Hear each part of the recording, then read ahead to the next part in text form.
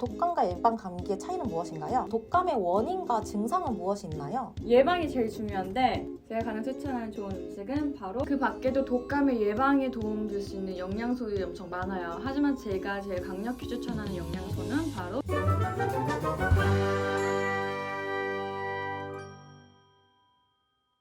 안녕하세요. Holistic Nutritionist 유나. PD 클로이입니다. 매년 겨울철 찾아오는 그리 달갑지 않은 손님 독감. 오늘은 이 독감에 대해서 알아볼 건데요. 선생님, 독감은 증상이 두통과 발열 이런 증상들이 대표적이잖아요. 그런데 일반 감기도 증상이 독감과 비슷한데 독감과 일반 감기의 차이는 무엇인가요? 독감과 일반 감기가 증상이 비슷한데 감기 증상이 일반적으로 경미하고 독감은 증상이 엄청 심하고 또 오랫동안 갈 수가 있어요. 특히 독감은 전염성이 높아서 목과 폐 등으로 감염이 되고 또 2주 이상 오래 갈 수가 있어요. 그러면 저는 독감에 대해서 그렇게 잘 알지 못하는데 독감의 원인과 증상은 무엇이 있나요? 독감은 인플루엔자라는 바이러스에서 생기는 건데요. 증상은 또 여러 가지로 나타나는데 특히 고열이 엄청 찾아와요. 피로부터 온몸의 통증이에요. 독감 걸려보신 분들 알잖아요. 독감 안 걸려봤어요. 아 진짜? 네, 그래서 몰라.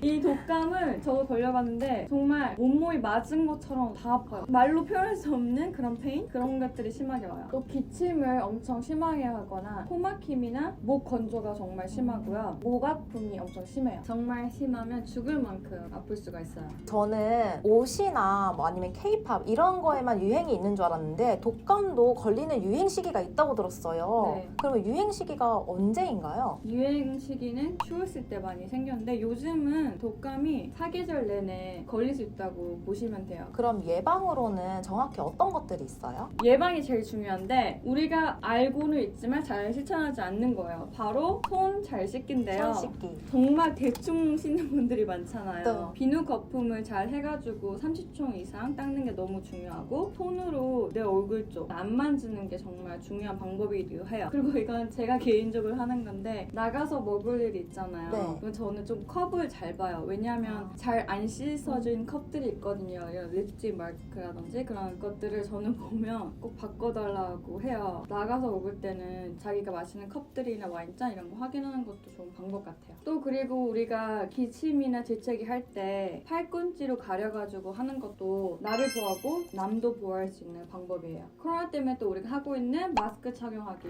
이것도 독감을 예방할 수 있는 방법이고 규칙적인 운동과 밸런스된 식단을 하시는 것도 독감 예방에 도움을 받을 수가 있어요. 그러면 선생님, 독감에 좋은 음식은 또 어떤 것들이 있을까요? 제가 가장 추천하는 좋은 음식은 바로 생강인데요. 생강은 우리 몸을 따뜻하게 해주는 뿌리 채소로 많이 알고 있잖아요. 우리 몸의 열도 높여주고 면역력을 키우는 데 아주 좋은 음식이에요. 싸지만 파워풀한 면역력을 높여주는 거니까 매일 차로 드시는 것도 좋은 방법이고 좋은 음식 챙겨 먹는 것도 좋지만 피해야 되는 게 정말 중요한데요. 네. 우리 몸의 염증 수치를 올리는 음식들은 우리 면역을 낮추는 애들이에요. 그래서 제가 항상 하는 말 쌀, 떡, 빵면 이런 것들은 정말 우리 몸에 혈당 올리고 염증 올리는 애들이기 때문에 면역력을 떨어뜨리는 거예요. 그렇기 때문에 그런 음식을 정말 가끔만 드시는 게 좋고 또 음식은 아니지만 스트레스 있잖아요. 스트레스를 너무 많이 받아도 우리 면역 군대들을 망가지게 하는 행동이기 때문에 스트레스도 적당히만 받는 게 좋아요.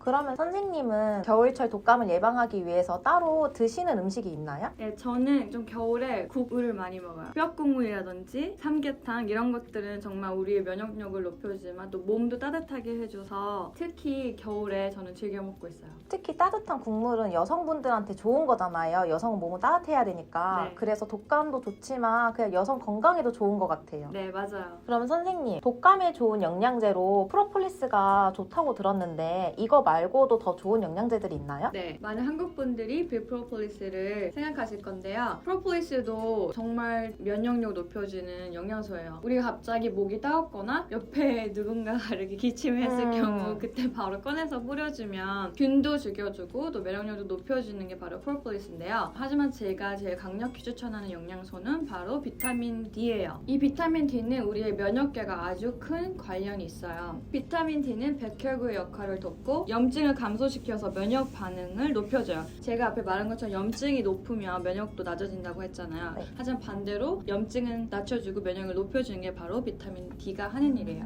비타민 D 수치가 낮으면 호흡기 감염 확률이 높아져요. 그래서 우리가 더운 여름보다는 차가운 겨울에 감기나 독감이 더 잘 걸리는 이유도 우리가 비타민 D를 어디서 통해서 얻어요? 햇빛이요. 그렇죠. 비타민 D를 햇빛을 통해서 얻는데 그만큼 겨울에는 실내 활동이 많아지면서 비타민 D를 얻기가 더 어려워지는 거죠. 아, 그리고 또 비타민C가 좋다고 어디서 주워 들은 것 같은데 맞나요? 네, 맞아요. 또 비타민 C는 우리가 코로나 때도 많이 얘기가 나왔었고 면역력을 위해서 많이 챙겨 먹고 있는 영양소인데 특히 우리 몸을 보호하고 면역 체계를 높이기 위해서는 정말로 비타민 C가 꼭 필요해요. 비타민 C는 백혈구의 생성을 도와주고요. 바이러스로부터 우리 몸을 지켜주는 역할을 한다고 생각하면 돼요. 그래서 비타민 C를 우리가 감기나 독감 증상이 있었을 때 먹으면 걸린 기간을 낮춰주는 데 도움을 받을 수가 있어요. 비타민C와 프로폴리스 외에도 또 좋은 영양소가 뭐가 있을까요? 저는 개인적으로 특히 겨울에는 비타민 C하고 이 아연을 같이 먹는데요. 아연은 미네랄 중에 하나면서 또 우리 면역 기능을 유지하는 데 아주 큰 도움을 주는 미네랄이에요. 호흡기 아니면 목감기 자주 오시는 분들 있잖아요. 따갑거나 네. 그러신 분들은 아연이 부족해서일 수도 있어요. 저도 가끔 목이 따갑고 그런데 그러면 아연이 부족한 거일 수도 있는 네, 거네요. 그럴 수도 있어요. 또 이 목 따가울 때 제일 좋은 게 바로 오레가노 오일이라고 들어보셨어요? 아니요? 제가 개인적으로 가방 차 안 두는 곳이 없는데요. 이 오레가노 오일은 안티박테리아, 안티옥시덴, 안티인플라메터리 정말 뭐든지 다 죽일 수 있는 아주 강력한 천연 항생제예요. 그래서 특히 처음 독감이나 감기 올라갈 때 먹으면 정말 바로 목 아픔이 없어지는 그 정도로 강력한 천연 항생제예요. 그런데 아무리 좋은 영양소도 부작용이 있을 수 있잖아요. 그러면 이 영양소를 먹지 말아야 되는 사람들도 있나요? 네, 비프로폴리스는 당연히 벌이나 꽃가루 알러지 있으신 분들은 당연히 피해 주셔야 되고요. 비타민 C랑 아연은 거의 부작용이 없어요. 뭐 비타민 C를 너무 많이 먹으면 설사한다 뭐 이 정도까지만 있고 어떤 분들 면역력을 위해서 이 아연을 정말 하이도수로 드시는데요. 이렇게 너무 또 많이 먹게 되면 다른 미네랄들이 결핍이 올 수가 있어요. 그래서 아연을 너무 높게 만드시면 되고요. 또 오레가노 오일은 천연 항생제잖아요. 그래서 좋은 균과 나쁜 균 둘 다 죽이는 역할을 해요. 그래서 일주일 이상은 드시지 않는 게 좋아요. 일주일 먹고 일주일 쉬고 일주일 다시 먹고 이렇게 on and off 하는 거로 하시면 돼요. 오늘은 추운 겨울철 걸리기 쉬운 독감에 대해서 알아봤는데요. 오늘 영상 보시고 추운 겨울 독감에서 벗어나시길 바랄게요. 오늘 영상이 좋으셨다면 좋아요와 알람 설정해주시고 구독 눌러주세요. 다음 영상에서 만나요. See ya!